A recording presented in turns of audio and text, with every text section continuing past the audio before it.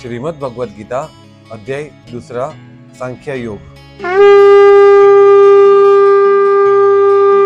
संजय बोले, उस प्रकार करुणा से व्याप्त और आंसुओं से पूर्ण तथा व्याकुल नेत्रों वाले शोक युक्त उस अर्जुन के प्रति भगवान मधुसूदन ने ये वचन कहा। श्री भगवान बोले, हे अर्जुन जी, इस असमय में यह मोह किस हेतु से प्राप्त हुआ? क्योंकि न तो यह श्रेष्ठ पुरुषों द्वारा आचरित है, न स्वर्ग को देने वाला है और न कीर्ति को करने वाला ही है। इसलिए हे अर्जुन, नपुंसकता को मत प्राप्त हो, तुझमें यह उचित नहीं जान पड़ती है। हे परंतप, हृदय की तुच्छ दुर्बलता को त्याग कर युद्ध के लिए खड़ा हो जा। अर्जुन बोले, हे मधुसूदन, मैं रणभूमि में किस प्रकार से बाणों से भीष्म पितामह और द्रोणाचार्य के विरुद्ध लड़ूंगा? क्योंकि हे हरिसूदन, वे दोनों ही पूजनीय है। इसलिए इन महानुभाव गुरुजन को न मारकर मैं इस लोक में भिक्षा का अन्न भी खाना कल्याणकारक समझता हूँ। क्योंकि गुरुजन को मारकर भी इस लोक में रुधिर से सने हुए अर्थ और काम रूप से भोगों को ही मैं भोग दूंगा। हम ये भी नहीं जानते कि हमारे लिए युद्ध करना और न करना इन दोनों में से कौन सा श्रेष्ठ है, अथवा ये भी नहीं जानते कि हम उन्हें जीतेंगे या उनके द्वारा हम जीते जाएंगे। और जिनको हम मारकर जीना भी नहीं चाहते, वे ही हमारे आत्मीय धृतराष्ट्र के पुत्र हमारे मुकाबले में खड़े हैं। इसलिए कायरता रूप दोष से उपयुक्त हुए स्वभाव वाला तथा धर्म के विषय में मोहित चित्त हुआ मैं आपसे पूछता हूँ कि जो साधन निश्चित कल्याणकारक हो वह मेरे लिए कहिए, क्योंकि मैं आपका शिष्य हूँ। इसलिए आपके शरण हुए मुझको शिक्षा दीजिएगा। क्योंकि भूमि में निष्कंटक धन धन्य संपन्न राज्य को और देवता के स्वामी पन्ने को प्राप्त होकर भी मैं उस उपाय को नहीं देखता हूँ जो मेरी इंद्रियों के सुखाने वाले शोक को दूर कर सके। संजय बोले, हे राजन, निंद्रा को जीतने वाले अर्जुन अंतर्यामी श्री कृष्ण महाराज के प्रति इस प्रकार कहकर फिर से श्री गोविंद भगवान से युद्ध नहीं करूंगा, यह स्पष्ट कहकर चुप हो गए। हे भरतवंशी धृतराष्ट्र, अंतर्यामी श्री कृष्ण महाराज दोनों सेनाओं के बीच में शोक करते हुए उस अर्जुन को हंसते हुए ये वचन बोले, हे अर्जुन, तू न शोक करने योग्य मनुष्यों के लिए शोक करता है और न पंडितों के लिए वचनों को कहता है, परंतु जिनके प्राण चले गए हैं उनके लिए और जिनके प्राण नहीं गए उनके लिए भी पंडित जन शोक नहीं करते हैं। न तो ऐसा है कि मैं इस काल में नहीं था, तू नहीं था, अथवा ये राजा लोग नहीं थे, और न ऐसा है कि इससे आगे हम सब नहीं रहेंगे। जैसे जीवात्मा की इस देह में बालकपन, जवानी और वृद्धावस्था होती है, वैसे ही अन्य शरीर की प्राप्ति होती है। इस विषय में धीर पुरुष मोहित नहीं होता। हे कुंती पुत्र, सर्दी गर्मी और सुख दुख को देने वाले इंद्रिय और विषयों के संयोग तो उत्पत्ति विनाशशील और अनित्य है। इसलिए हे भारत, तू उनको सहन कर। क्योंकि हे पुरुष श्रेष्ठ, सुख दुख को समान समझने वाले जिस धीर पुरुष को ये इंद्रिय और विषयों के संयोग व्याकुल नहीं करते, वह मोक्ष के योग्य होता है। असत वस्तु की तो सत्ता ही नहीं है और सत का अभाव नहीं है। इस प्रकार दोनों ही का ही तत्वज्ञानी पुरुषों द्वारा देखा गया है। नाश रहित तो उसको जान जिससे यह संपूर्ण जगत दृश्य वर्ग व्याप्त है। इस अविनाशी का विनाश करने में कोई भी समर्थ नहीं है। नाश रहित अप्रमेय नित्य स्वरूप जीवात्मा के ये सब शरीर नाशवान कहे गए हैं। इसलिए हे भरतवंशी, तू युद्ध करेगा। जो इस आत्मा को मारने वाला समझता है तथा इसको मरा मानता है, वे दोनों ही नहीं जानते। क्योंकि यह आत्मा वास्तव में न तो किसी को मारता है और न ही किसी द्वारा मारा जाता है। यह आत्मा किसी भी काल में न तो जन्मता है और न ही मरता है और न ही उत्पन्न होकर फिर होने वाला ही है। क्योंकि ये अजन्मा, नित्य, सनातन और पुरातन है। शरीर के मारे जाने पर भी ये नहीं मारा जाता। हे पृथापुत्र अर्जुन, जो पुरुष इस आत्मा को नाश रहित, नित्य, अजन्मा और अव्यय मानता है, वही पुरुष कैसे किसी को मरवाता है और किसको मारता है। जैसे मनुष्य पुराने वस्त्रों को त्याग कर दूसरे नए वस्त्रों को ग्रहण करता है, वैसे ही जीवात्मा पुराने शरीर को त्याग कर दूसरे नए शरीर को प्राप्त होता है। इस आत्मा को शस्त्र नहीं काट सकते, इसको आग नहीं जला सकती, इसको जल नहीं गला सकता और वायु भी नहीं सुखा सकता।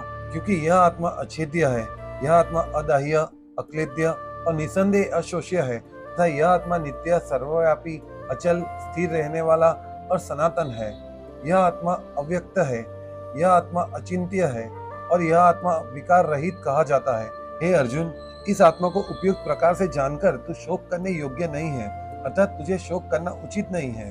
किंतु यदि तू इस आत्मा को सदा जन्म लेने वाला या सदा मरने वाला मानता हो, तो भी हे महाबाहो, तुझे इस प्रकार शोक करना योग्य नहीं है। क्योंकि इस मान्यता के अनुसार जन्मे हुए की मृत्यु निश्चित है और मरे हुए का जन्म निश्चित है। इससे भी बिना उपाय वाले विषय में तू शोक करने योग्य नहीं है। हे अर्जुन, संपूर्ण प्राणी जन्म लेने से पहले अप्रकट थे और मरने के बाद भी अप्रकट हो जाने वाले हैं, केवल बीच में ही प्रकट है। फिर ऐसी स्थिति में क्या शोक करना। कोई एक महापुरुष ही इस आत्मा को आश्चर्य की भांति देखता है और वैसे ही दूसरा कोई महापुरुष ही इस तत्व का आश्चर्य की भांति वर्णन करता है और दूसरा कोई अधिकारी पुरुष ही इस आश्चर्य की भांति सुनता है और कोई कोई तो सुनकर भी इसको नहीं जानता।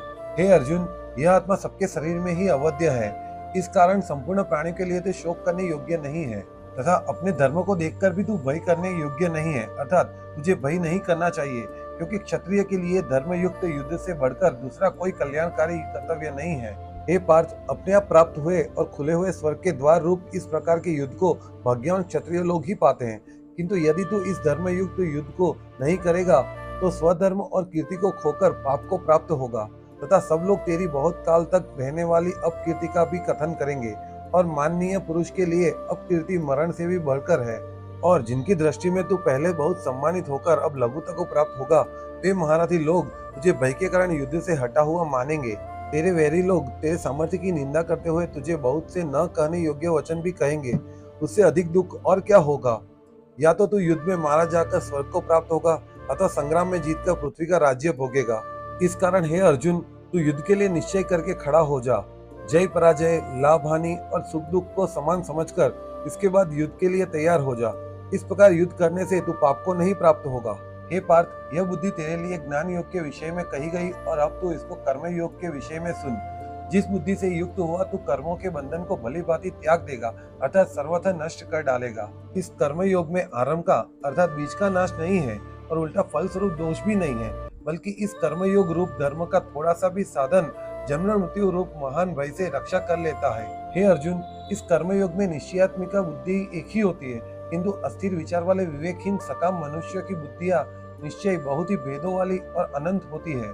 हे अर्जुन, जो भोगों में तन्मय हो रहे हैं, जो कर्म फल के प्रशंसक वेद वाक्यों में ही प्रीति रखते हैं, जिनकी बुद्धि में स्वर्ग ही परम प्राप्य वस्तु है और जो स्वर्ग से बढ़कर दूसरी कोई वस्तु नहीं है, ऐसा कहने वाले हैं, वे अविवेकी जन इस प्रकार की जिस पुष्पित अर्थात दिखाव शोभायुक्त वाणी को कहा करते हैं, जो कि जन्म स्वरूप कर्म फल देने वाली एवं भोग तथा ऐश्वर्य की प्राप्ति के लिए नाना प्रकार की बहुत सी क्रियाओं का वर्णन करने वाली है।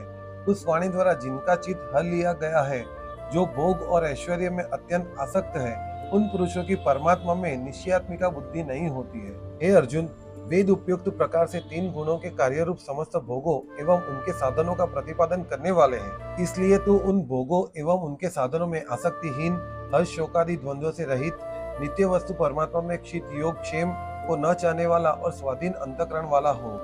सब ओर से परिपूर्ण जलाशय के प्राप्त हो जाने पर छोटे जलाशय में मनुष्य का जितना प्रयोजन रहता है, ब्रह्म को तत्व से जानने वाले ब्राह्मण का समस्त वेदों में उतना ही प्रयोजन रह जाता है। तेरा कर्म करने में ही अधिकार है, उसके फलों में कभी नहीं। इसलिए तू कर्म के फल हेतु मत हो तथा तेरी कर्म न करने में भी आसक्ति न हो। हे धनंजय, तू आसक्ति को त्याग कर तथा सिद्धि और असिद्धि में समान बुद्धि वाला होकर योग में स्थित हुआ कर्तव्य कर्मों को कर। समत्व ही योग कहलाता है। इस समत्व रूप बुद्धि योग से सकाम कर्म अत्यंत ही निम्न श्रेणी का है।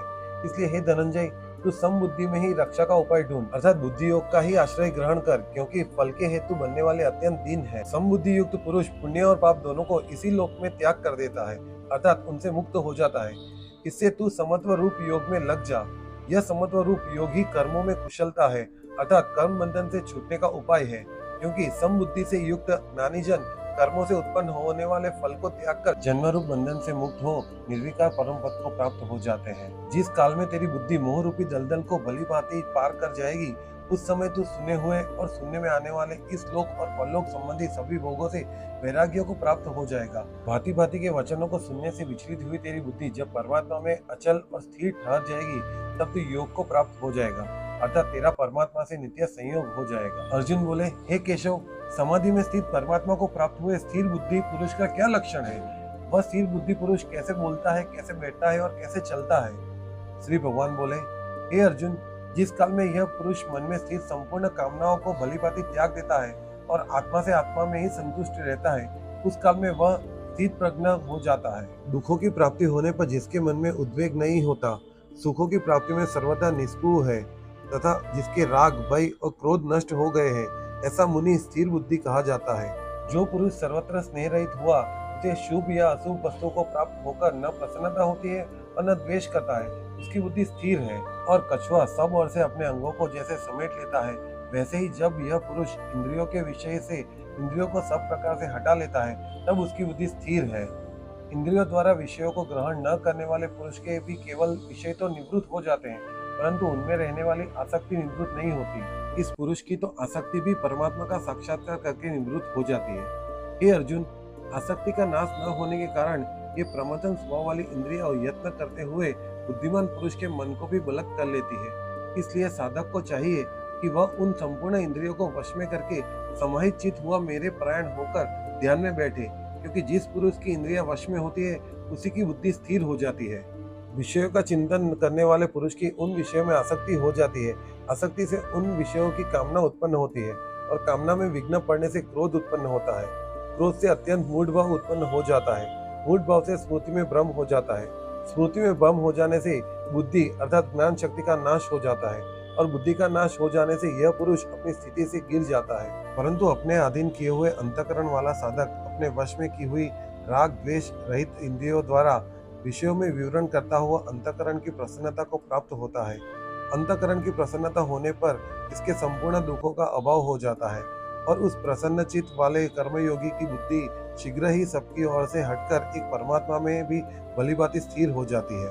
न जीते हुए मन और इंद्रियों वाले पुरुष में निश्चयात्मिका बुद्धि नहीं होती और अयुक्त मनुष्य के अंतःकरण में भावना भी नहीं होती तथा भावनाहीन मनुष्य को शांति नहीं मिलती और शांत रहित मनुष्य को सुख कैसे मिल सकता है? क्योंकि जैसे जल में चलने वाली नाव को वायु हर लेती है, वैसे ही विषयों में विचरती हुई इंद्रियों में मन जिस इंद्रिय के साथ रहता है वही एक इंद्रिय उस अयुक्त पुरुष की बुद्धि को हर लेती है। इसलिए हे महाभाव, जिस पुरुष की इंद्रियों के विषय में सब प्रकार से निग्रह हुई है उसकी बुद्धि स्थिर है।